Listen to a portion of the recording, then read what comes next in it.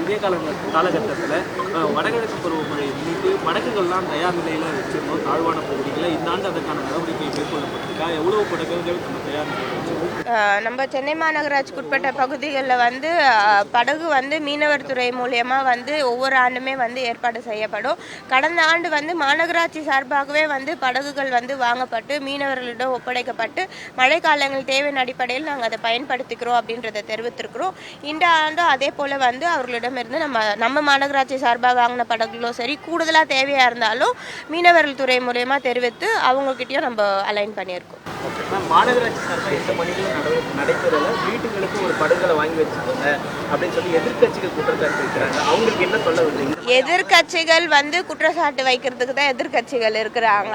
ஒவ்வொரு ஆண்டுமே வந்து களத்தில் நிற்கக்கூடியவர்கள் தான் நம்முடைய மாண்புமிகு தமிழ்நாடு முதலமைச்சர், துணை முதலமைச்சர் அவர்கள், உள்ளாட்சி பிரதிநிதிகள், சட்டமன்ற உறுப்பினர்கள், அமைச்சர் பெருமக்கள் எல்லாருமே வந்து களத்தில் நிற்கிறாங்க. ஏதாவது ஒரு பகுதியில் வந்து இந்த உள்ளாட்சி பிரதிநிதி வந்து களத்தில் நிற்கல, இந்த எம்எல்ஏ வந்து களத்தில் நிற்கல அப்படின்ட்டுன்னு ஒருத்தராலையும் குறிப்பிட்டு வந்து தெரிவிக்க முடியாது. இப்படி பொதுவாக வேணா விமர்சனங்கள் வைக்கலாம்.